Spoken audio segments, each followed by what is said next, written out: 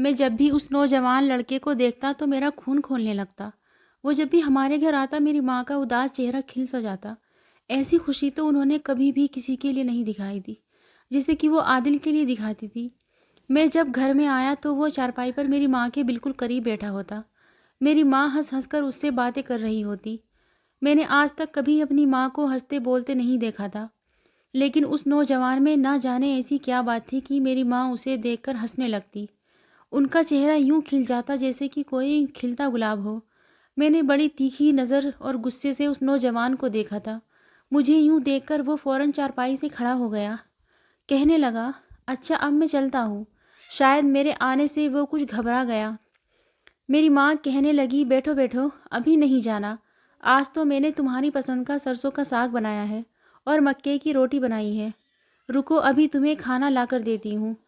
میری ماں کی بات ابھی یہیں تک پہنچی تھی کہ ان کی مجھ پر نظر پڑی۔ مجھے دیکھتے ہی جیسے ان کا مسکراتا چہرہ دوبارہ سے اداس ہوا تھا۔ ان کی بولتی ہوئی زبان بند ہو گئی تھی۔ میں صبح کا گھر سے گیا تھا، اب تھکا ہارا لوٹا تھا، لیکن میری ماں کے چہرے پر مجھے دیکھ کر بھی پھیکی سی مسکراہٹ تک نہیں آئی تھی۔ نہ ہی مجھ سے یوں پوچھا کہ بیٹا تمہیں بھوک لگی ہوگی، جاؤ منہ ہاتھ دھو لو۔ انہیں بس عادل کی فکر تھی۔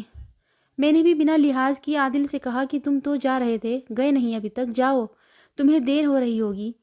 مجھے ایسے دیکھ کر چلا گیا وہ۔ میری ماں غصہ ہو گئی، کہنے لگی اسے بھوک لگی تھی، کھانا تو کھانے دیتے۔ ماں کی بے چینی اس لڑکے کے لیے دیکھ کر میرے اندر آگ سی لگ گئی۔ میں نے کہا، اپنے گھر جا کر کھا لے گا، میں تھکا ہوا ہوں، مجھے کھانا دے دے، میری فکر کیا کرے۔ یہ کہہ کر میں اپنے کمرے میں چلا گیا۔ میں نے اگلے ہی دن عادل کو دبے لفظوں میں اپنے گھر آنے سے منع کیا تھا، مگر آج پھر وہ لڑکا ہمارے گھر میں آیا تھا۔ میں گھر میں آ رہا تھا اور وہ گھر سے جا رہا تھا۔ اس دن اس نے مجھے سلام کیا، میں نے سلام کا جواب دیا، لیکن میرے چہرے پر غصہ تھا اور اس نے بھی نوٹ کر لیا کہ میرے چہرے پر غصہ ہے۔ میں اس کے یہاں آنے جانے سے خوش نہیں ہوں، لیکن اگلے دن وہ پھر سے آیا تھا۔ اس کو ہمت صرف میری ماں کی وجہ سے مل رہی تھی، کیونکہ وہ میری ماں سے ملنے کے لیے آتا تھا۔ میں بہت زیادہ پریشان تھا۔ میرے پاپا اس دنیا میں نہیں تھے اور ان کے جانے کے بعد اس گھر کی ذمہ داری میرے اوپر تھی۔ میرا نام شہزاد ہے، ہم لوگ گاؤں میں رہتے ہیں۔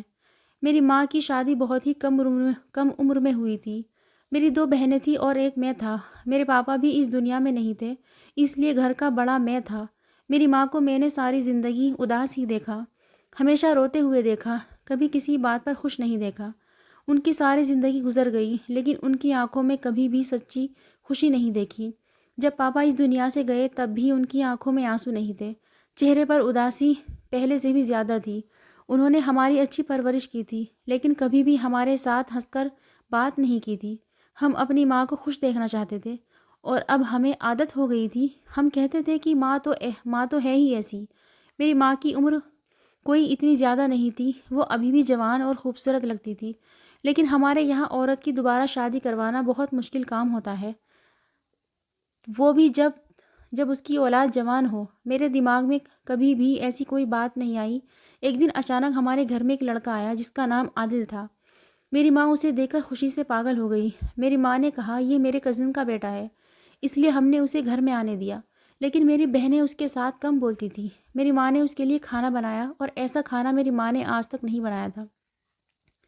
میں تو حیران رہ گیا کہ اتنا مزیدار کھانا بھی ان کو بنانا آتا ہے، جبکہ میری عمر 19 سال تھی اور 19 سال میں نے ان کے ہاتھ کا بنا ہوا اتنا لذیذ کھانا آج تک نہیں کھایا تھا۔ انہوں نے عادل کے آگے سارے کھانے بنا کر رکھ دیے، ٹیبل ایسے بھر دیا جیسے کوئی شادی کی دعوت میں آتا ہے۔ اس نے بھی مزے لے کر کھانا کھایا۔ میری ماں اس سے باتیں کرتی رہی، اپنے پرانے رشتہ داروں کے بارے میں پوچھتی رہی۔ میرے پاپا نے کبھی میری ماں کے رشتہ داروں کو گھر میں آنے نہیں دیا، کیونکہ ان کے ماں باپ تو ویسے ہی زندہ نہیں تھے، اور باقی جو دور کے تھے میرے پاپا نے ان کو گھر میں نہیں آنے دیتے تھے۔ وہ ایسی باتوں کو برا مانتے تھے۔ وہ کہتے تھے کہ گھر میں جوان بچیاں ہیں، اس لیے بار بار لوگوں کا آنا جانا اچھا نہیں ہے۔ میری بھی یہی سوچ تھی، اور یہ لڑکا ماں کی کزن کا بیٹا تھا، ان کے کسی بھائی بہن کا بچہ نہیں تھا۔ کزن کے ساتھ خون کا رشتہ ہوتا ہے، لیکن ہمارے یہاں اتنا زیادہ نہیں سمجھا تھا، بس خونی رشتوں کو ہی اہمیت دی جاتی تھی۔ اور پھر ماں کے کزن کا بیٹا، جس کو ہم نے آج تک زندگی میں کبھی نہیں دیکھا تھا، لیکن اب وہ ہمارے گھر میں آتا جاتا تھا، اور جیسے ہی گھر میں آتا تھا میری ماں کی خوشی دگنی ہو جاتی تھی۔ ان کے چہرے پر مسکراہٹ آ جاتی تھی۔ ہم تو یہ تک بھول گئے تھے کہ ہم نے اپنی ماں کو آخری بار مسکراتے ہوئے کب دیکھا تھا، لیکن اب جب سے وہ ہمارے گھر میں آ رہا تھا میری ماں بہت زیادہ خوش تھی، یہاں تک کہ میری ماں بھی بیمار رہتی تھی۔ ان کو کوئی بیماری ہو گئی تھی جس سے اچانک سے ان کا بلڈ پریشر لو ہو جاتا تھا۔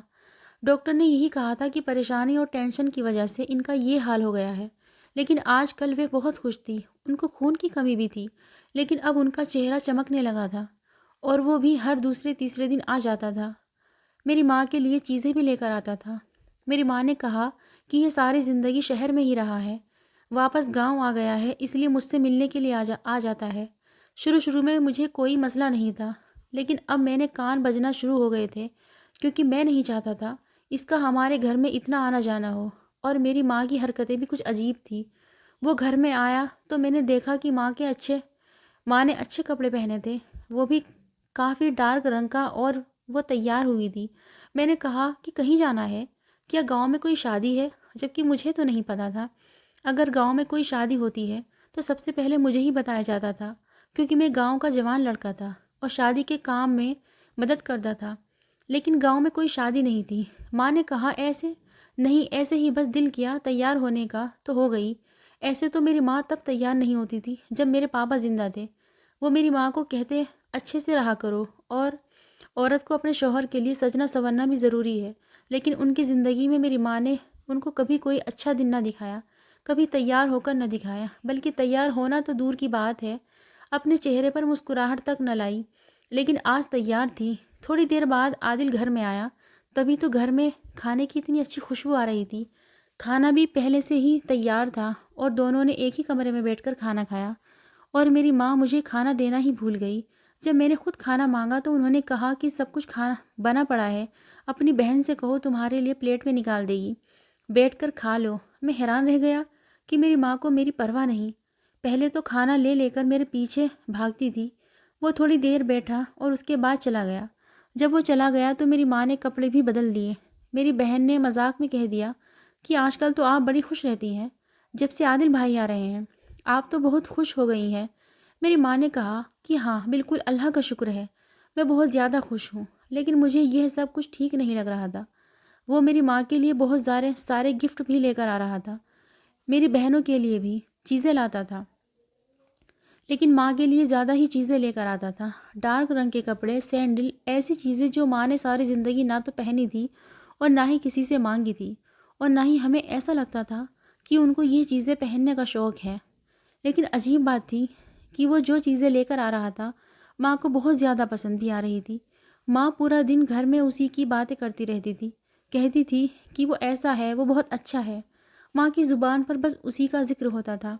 جیسے میں نے پہلے بتایا کہ میری ماں ہمیشہ اداس ہی رہی اور ہم سے زیادہ باتیں بھی نہیں کی، لیکن آج کل باتیں کرتی تھی، کھانا پکاتی اور کھانا دیتے ہوئے بھی، گھر صاف کرتے ہوئے بس عادل کا ہی ذکر کرتی، ان کی زبان پر ہوتا تھا، اور یہ بات مجھے بہت پریشان کر رہی تھی۔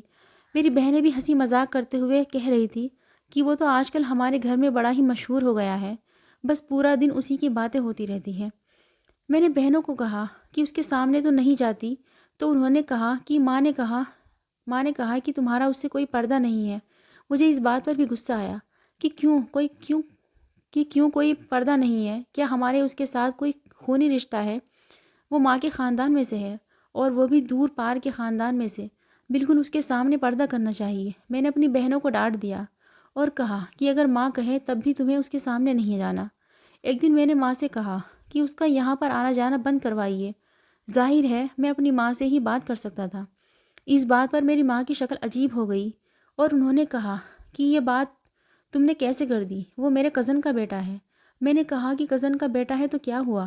آپ کا بیٹا تو نہیں ہے، کیوں آتا ہے وہ اس گھر میں؟ اور اگر آپ سے ملنے آتا ہے تو مہینے بعد آئے، 4-5 مہینے بعد آئے، یہ تو ہر دوسرے دن ہمارے گھر آ جاتا ہے، یہاں پر بیٹھتا ہے، کھانا کھاتا ہے، اور جوان بہنیں ہیں گھر میں۔ میری ماں نے کہا کہ تمہاری بہنوں کو اس سے کوئی خطرہ نہیں۔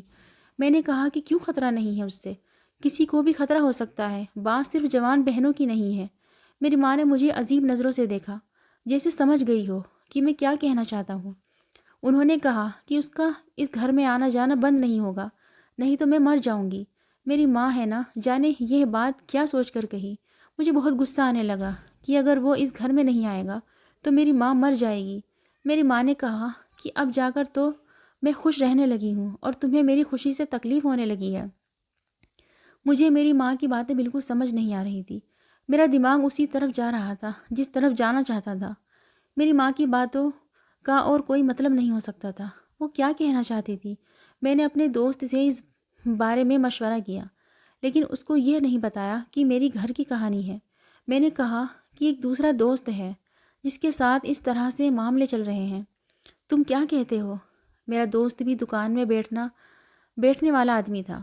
پورا دن بازار میں ہی بیٹھتا تھا۔ اس کو پتہ چل گیا تھا کہ میں اپنے ہی گھر کی بات کر رہا ہوں، لیکن اس نے مجھے پتہ نہیں لگنے دیا۔ اس نے کہا کہ یار دیکھو، اس کی ماں بھی جوان ہے اور کم عمر میں ہی وہ بیوہ ہو گئی ہے، اور جیسے تم بتا رہے ہو کہ پہلے بالکل بھی خوش نہیں رہتی تھی، لیکن آج کل بہت خوش رہتی ہے۔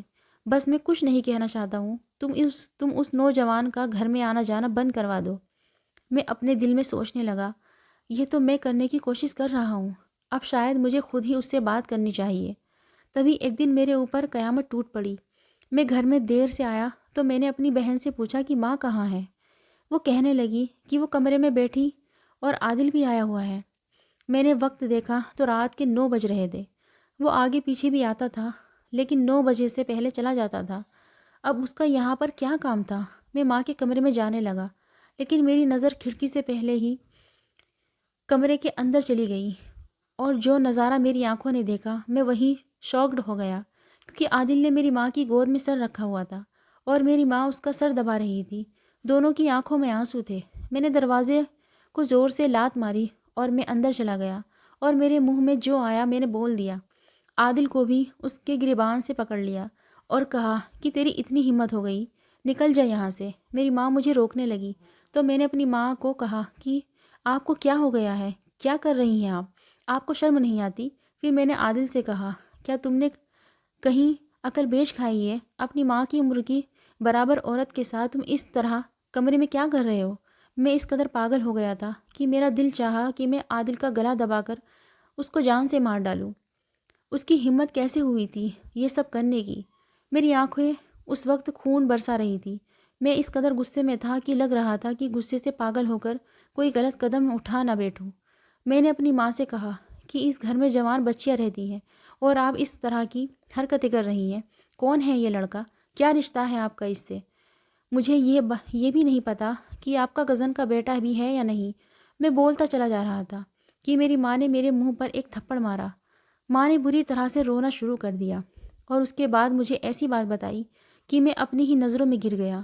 میری ماں نے کہا، تیری اتنی زبان کھل گئی ہے کہ آج تو اپنی ماں پر الزام لگا رہا ہے۔ تیری باتیں میرے دل میں آر پار ہو گئی ہیں۔ میں یہ سب کبھی نہیں بھولوں گی۔ تیرے باپ سے زبردستی میری شادی کروائی گئی تھی۔ میری پہلے سے ہی شادی ہو چکی تھی، بہت کم عمر میں، لیکن وہ شادی میری پسند کی تھی۔ پیار کرتی تھی میں اس انسان سے۔ ماں باپ نے شادی کروا دی، قسمت نے دھوکہ دے دیا اور وہ انسان اس دنیا میں نہیں رہا۔ یہ اسی کی اولاد ہے، میرا بیٹا جس کو میرے سسرال والوں نے مجھ سے چھین لیا تھا۔ میں روتی رہ گئی تھی لیکن انہوں نے مجھے واپس نہیں دیا، مجھے میرے گھر بھیج دیا۔ ماں باپ نے خود پر بوجھ سمجھ کر میری شادی تیرے باپ سے کروا دی۔ اوپر والے نے پھر سے ایک بیٹا دیا، تو میری گود میں آیا تو اس کو بھول گئی، 2 بیٹیاں بھی دے دی۔